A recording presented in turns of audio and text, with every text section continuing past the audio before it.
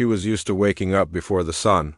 Not because she wanted to, but because hunger had its own alarm clock.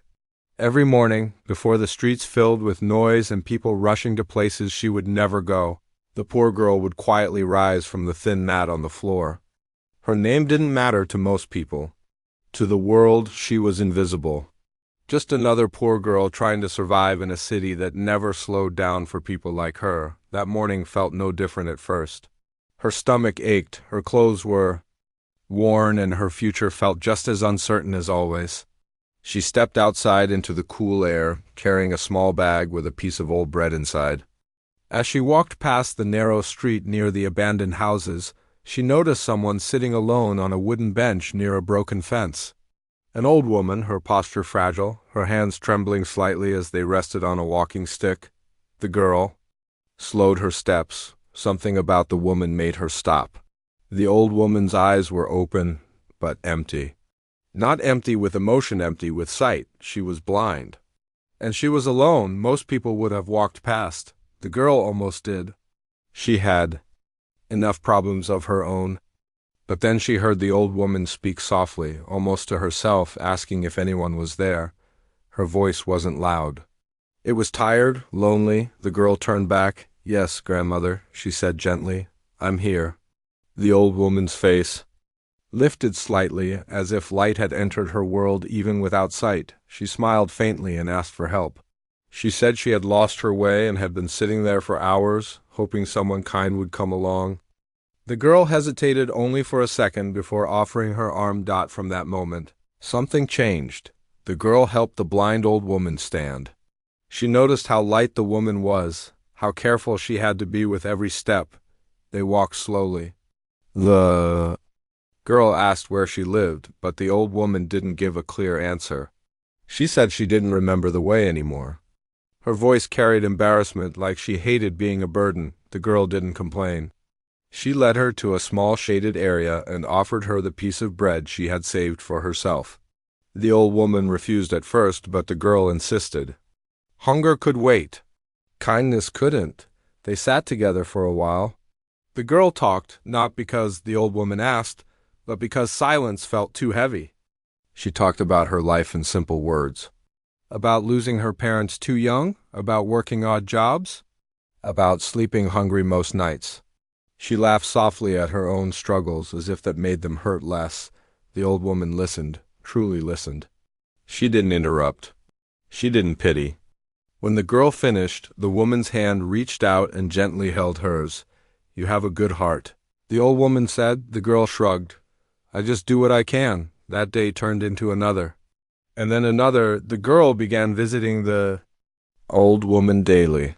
She helped her walk, brought her water, cleaned her small rented room that looked far too modest for someone her age. She guided her through meals, washed her clothes, and stayed with her when the nights felt too quiet. She never asked for money. She never expected anything. Sometimes the old woman tried to give her a few coins, but the girl always refused.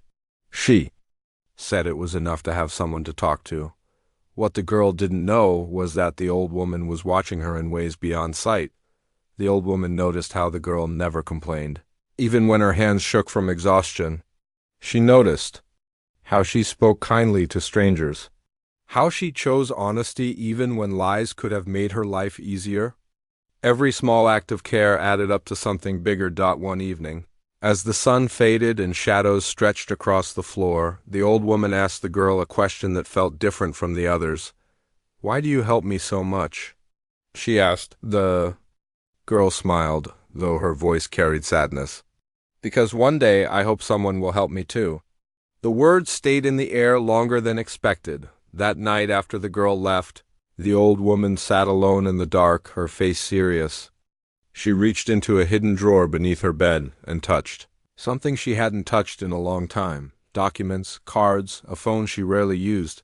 Her blindness had hidden her identity from the world, but it had not taken away her past. Far away, in a city office filled with glass and power, people spoke her name with respect. Her face had once appeared in magazines. Her decisions had moved millions. She was not poor. She was not helpless. she was a billionaire. But the girl didn't know that. To her, the old woman was just someone who needed help, someone who deserved dignity, someone who deserved love. Days later, the old woman asked the girl to accompany her somewhere new. She said she needed to visit a place important to her. The girl agreed without hesitation. As they walked, the surroundings began to change. The streets became cleaner, the buildings taller, cars more expensive. The girl felt out of place but stayed quiet. When they stopped in front of a large gate guarded by security, the girl froze. She thought she had made a mistake, that maybe the old woman was confused, but the guards didn't stop them. They bowed. The girl's heart began to race. Inside, everything felt unreal. The floors shined. The air felt different. The old woman stood taller somehow, her voice calm and confident as she gave quiet instructions. The girl realized something was very wrong or very right. She wanted to ask questions, but fear held her tongue. The old woman turned to her and said gently, "There are some things about me you don't know." The girl nodded slowly. "And there are things about your future," the woman continued, "that are about to change." The girl didn't understand yet, but she felt it. The moment she had treated a blind old woman with kindness without expecting anything in return was about to return to her in ways she could never imagine, and that was only the beginning. The girl stood still, her feet heavy against the polished floor, unsure whether to move forward or turn back. Everything around her felt too clean, too quiet, too expensive. She had never been inside a place like this before. Her worn shoes suddenly felt louder with every step. She kept her eyes low, afraid that even looking around might somehow be wrong. The old woman sensed her fear immediately. "Don't be afraid," she said softly. "You are safe here." Those words carried a strange weight. Not comforting like before, but powerful. The girl nodded. Though her heart was still racing, they were led into a spacious room filled with sunlight pouring through tall windows. The girl could smell fresh flowers and polished wood. She helped the old woman sit, just as she always did, gently guiding her hand to the armrest. It felt familiar, like their small rented room, but everything else felt unreal. Then something unexpected happened. The old woman straightened her back.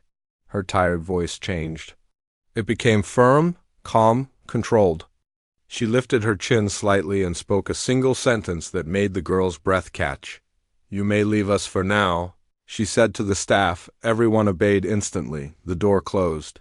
Silence filled the room. The girl finally looked up. She saw the old woman sitting there, composed, no longer fragile. "Still blind, yes, but no longer helpless. I need to tell you the truth," the old woman said. "And I need you to listen carefully," the girl swallowed. "Did I do something wrong?" The woman smiled faintly. "No, you did everything right." She reached out, and the girl stepped closer, instinctively placing her hand in hers. "For many years," the woman began, "I have lived in hiding. Not because I was poor, not because I was alone, but because I needed to see the world as it truly is." The girl frowned slightly, confused. "I wanted to know," the woman continued, "how people treat someone when there is nothing to gain." The girl's chest tightened. "I lost my sight years ago," the woman said, her voice steady. "But before that, I had more wealth than most people could imagine. Companies, land, power. And yet I was surrounded by lies." The girl felt dizzy. "I walked away from it all," the woman said. "I chose to live simply. I chose to be invisible." The girl's mind raced. Billionaires were people from stories, from television, from places far away. Not someone who sat on broken benches and ate old bread. "I tested the world," the woman said. "And most people failed?" The girl's hand trembled. "But you didn't—" Tears filled the girl's eyes before she could stop them. "I didn't help you for anything," she whispered. "I swear." "I know," the woman replied gently. "That is why you are here." The girl shook her head, overwhelmed. "I don't understand. Why me?" "Because kindness without reason is rare," the woman said. "And people like you don't stay poor forever." The girl pulled her hand back slightly, panic mixing with emotion. "I'm not asking for money. I don't want trouble. I just want to live quietly." The woman nodded. "That is exactly what makes you different." She paused, then spoke words that changed everything. "I have no family left," she said, "and I am not going to live forever." The room felt smaller. "I have watched you," the woman continued. "Not just your actions with me, but how you treat others? How you choose honesty when no one is watching? How you give even when you have nothing?" The girl felt her knees weaken. "Please. I don't know what you want from me." The woman smiled warmly. "I want to give you what the world never did." Before the girl could respond, the door opened again. A man in a suit entered, carrying a folder. He stood respectfully near the door. The woman turned slightly toward him. "Begin?" The man opened the folder and began explaining things the girl could barely follow. Legal words, names, documents, numbers so large they felt unreal. The girl's heart pounded harder with every sentence. When it was over, the man left. The girl looked at the old woman, her voice shaking. "What does this mean?" "It means," the woman said slowly, "that I have decided to make you my heir." The word echoed in the girl's mind. Heir. She laughed nervously, thinking it was a mistake. "That's not possible. I don't even know how to read properly." "That can be taught," the woman replied. "A good heart cannot." The girl shook her head, tears streaming down her face now. "You don't know me well enough." The woman reached out again and gently wiped a tear from the girl's cheek with her thumb. "I know you better than anyone who ever pretended to love me for my money," she said. Silence fell between them, heavy and emotional. That night the girl didn't sleep. She lay on a soft bed for the first time in her life, staring at the ceiling, wondering if she was dreaming. Every sound felt foreign. Every comfort felt undeserved. She thought about her past. The hunger, the cold nights, the people who looked through her like she didn't exist.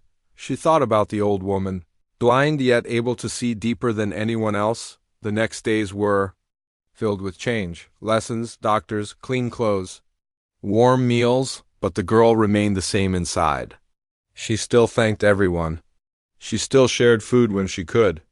She still sat beside the old woman every evening, holding her hand and talking like nothing had changed. One evening, she finally asked a question she had been holding inside.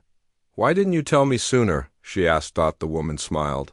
"Because I needed to know you would treat me the same even after the truth." The girl nodded slowly. "I would have." "I know," the woman said.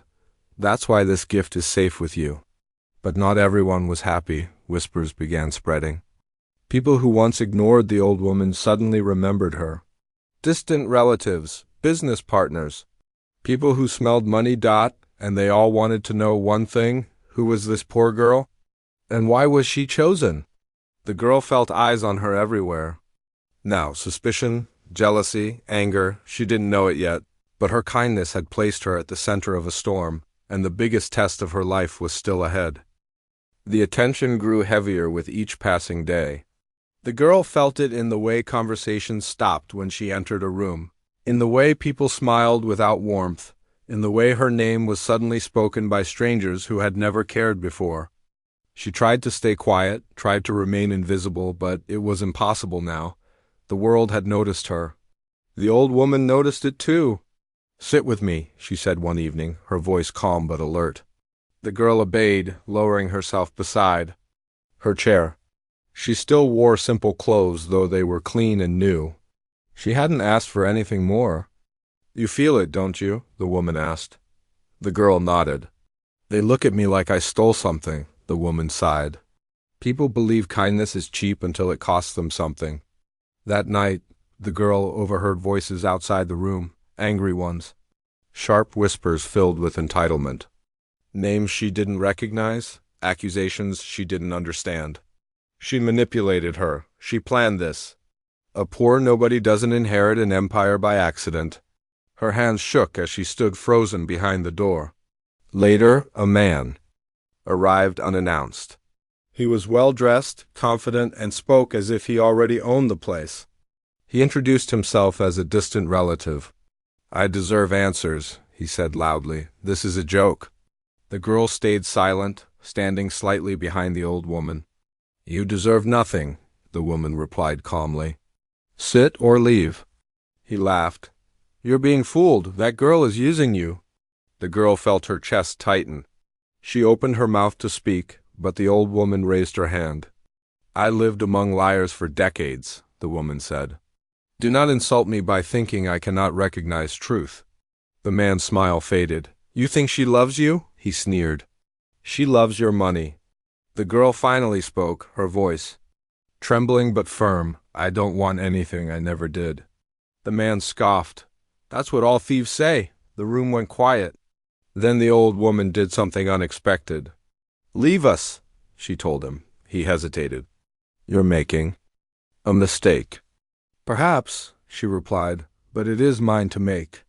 When he left, the girl collapsed into tears. I didn't ask for this, she cried. I don't want to hurt you. The woman pulled her close. You haven't hurt anyone. Their greed is hurting them. But the pressure didn't stop. Lawyers questioned her. Doctors evaluated her. People tested her patience, her intelligence, her honesty. Every day felt like an exam she never prepared for, yet she passed without trying. When offered luxuries, she declined. When asked to lie, she refused. When provoked, she stayed silent. And when the old woman grew tired, she stayed by her side through every long night. One night, the old woman's health declined suddenly. The girl didn't leave her even for a moment. She fed her, comforted her, whispered stories until dawn. Why are you still here? The woman asked weakly. You could be anywhere now. The girl smiled softly. You need me. The woman's eyes filled with tears. I chose well, she whispered. The next morning, doctors arrived. So did the relatives. The house filled with tension. The girl stood quietly in the corner as the old woman slept. Hours later, the woman awoke briefly. She reached out weakly. Come closer, she whispered. The girl leaned in. Promise me something, the woman said. Anything. Do not let this world change your heart. The girl nodded through tears. I promise. The woman smiled peacefully. That was the last conversation they ever had. The room was silent when the doctors finally stepped back. The girl didn't cry immediately. She just sat there, holding the woman's hand, refusing to let go. News spread fast. The woman was gone, and everything she owned now belonged to the girl. The backlash was immediate. Court cases, accusations, media storms. People demanded proof. They demanded explanations. They demanded the girl disappear, but the documents were solid. The witnesses were real. The truth was undeniable. The girl stood before them all, shaking but unbroken. She gave me everything, she said quietly, but she taught me more. They laughed. And what did she teach you? The girl lifted her head. That wealth means nothing without humanity. The room went silent. Days passed, then weeks. The girl moved into a smaller house by choice. She funded shelters, paid medical bills, opened schools. She kept her life simple. People watched, waiting for her to fail. She didn't. One day, she stood at the place where she had first met the old woman. The same bench, the same street. She sat there quietly, remembering. A child approached her, barefoot and shy. Are you rich? The child asked. The girl smiled. I have enough.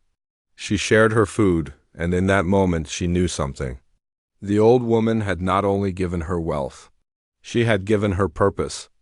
But the final chapter of this story was still unwritten, because true tests don't come with money. They come when the world watches to see if you will remain who you were when you had nothing.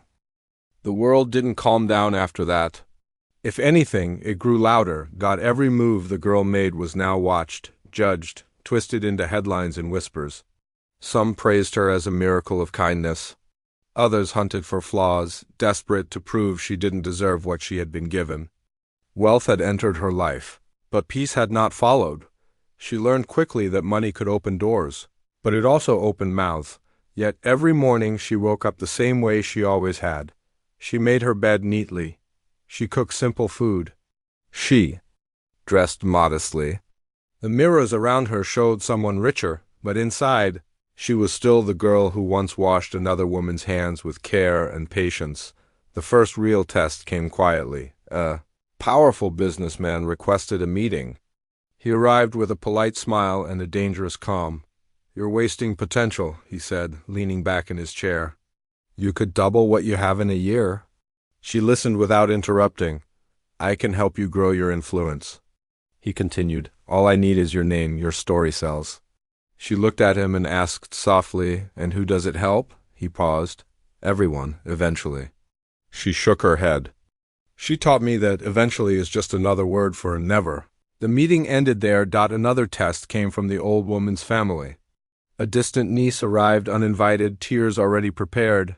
"She promised me this house." The woman cried. "She raised me like a daughter." The girl listened, then calmly asked for a single photograph, letter, or memory that proved it. "There was none. I'm sorry," the girl said gently. "But love leaves marks." The niece left furious. At night, loneliness crept in. The mansion felt too big, too empty. The girl would sit in silence, remembering the sound of the old woman's breathing, the soft way she said her name, the warmth of her hand. Sometimes she spoke to the air. "I hope I'm doing this right," she whispered. And in those moments, strength returned. Months later, the girl did something no one expected. She reopened the old woman's house, not as a home, but as a refuge. Blind women, abandoned elders, people the world had forgotten, were welcomed inside. The girl personally trained caregivers, insisting on patience, dignity, and kindness. "This isn't charity," she told them. "This is respect." People began to notice, not because of money, but because of consistency. One day, a reporter asked her, "Why didn't you change your name? Why stay quiet when you could be famous?" She smiled. "Because the woman who trusted me never needed applause. Neither do I." Years passed. The girl grew into a woman calm, grounded, unshaken. She never married wealth, never chased attention. She chose carefully who entered her life, and one afternoon, she stood before a crowd at the opening of a new center. She held a simple cane in her hand, the old woman's. "I was once invisible," she said. "I mattered to no one, than someone who couldn't see. Truly saw me." The crowd listened in silence. "She didn't give me money," the woman continued. "She gave me value, and that's what I will give others." In the front row sat a young girl, barefoot, nervous, clutching a bag of groceries. Their eyes met. The woman smiled. After the speech, she approached the girl. "Why are you here?" she asked. The child shrugged. "I help my grandma. People said this place helps people like us." The woman knelt down. "Then you're exactly where you belong." That night, she placed the cane beside her bed. She had never used it, never would, but it reminded her of the truth that sometimes the blind are the ones who see the clearest. And sometimes the poorest acts of kindness create the richest legacies. The world never did stop watching her, but it no longer mattered, because she knew who she was. She was not a mistake. She was not a charity case. She was not a thief of fortune. She was proof that kindness, when real, changes destinies, and somewhere beyond sight, the woman who once depended on her smiled, knowing she had trusted the right soul.